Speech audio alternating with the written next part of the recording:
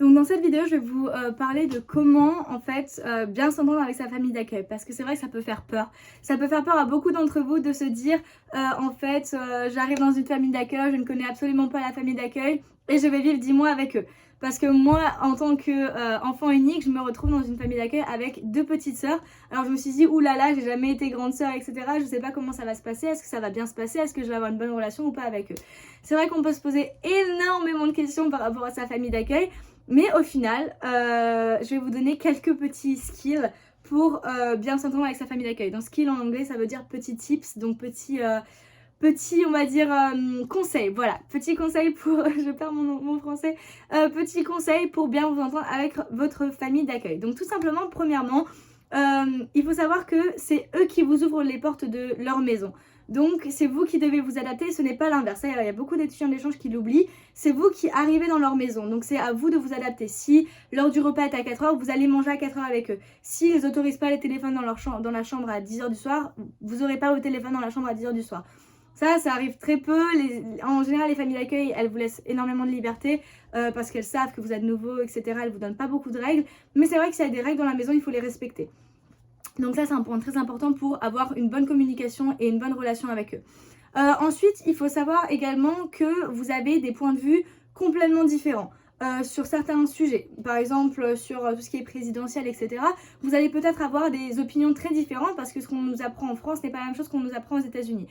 Et ça peut créer des petits quiproquos dans la famille, mais ce qui est très important, c'est que s'il y a un sujet qui bloque comme ça, il faut savoir lâcher le sujet et juste passer à autre chose parce qu'en fait, ça va tout simplement créer des conflits et vous n'allez pas réussir à vous entendre parce que c'est juste deux opinions très opposées sur un sujet. Donc voilà, ça c'est très important de pas se baser sur des opinions et juste de lâcher l'affaire et de dire bon ok c'est pas grave et pas de vous embrouiller avec eux parce que ça va que ramener des ondes négatives.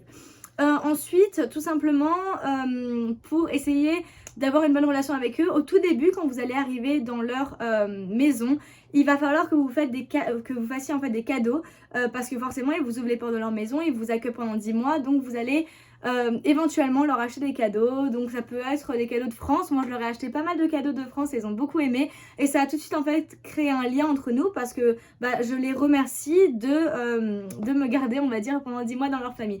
Donc c'est vrai que ça c'est un geste qui crée tout de suite la relation au tout début. Donc c'est très important je trouve.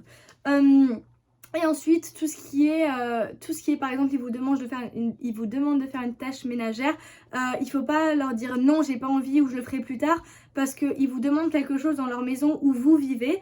Donc il faut forcément faire part des tâches ménagères, etc. Enfin, je veux dire, si les sœurs d'accueil sont en train de travailler, leur demander de l'aide.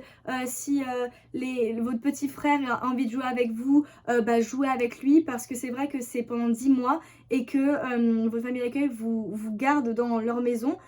Et si vous n'êtes pas en fait tout simplement involve, voilà, je le dis en anglais parce que je ne sais pas le dire en français.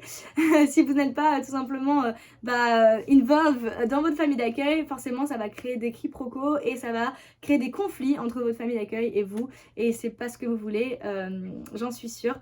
Donc voilà, essayez vraiment de vous intégrer et que ce soit pas à eux de s'intégrer. Voilà, par contre, partager votre culture, etc., ça c'est une super bonne idée pour avancer, pour avoir une bonne relation. Donc c'est vrai qu'eux, ils vont partager leur culture, mais vous aussi de partager la vôtre en faisant des plats par exemple, ou en racontant quelques histoires de France ou de la région dont vous venez. Et c'est vraiment très très important et je pense que ça peut créer une super bonne relation si vous commencez par ces étapes-là. Voilà.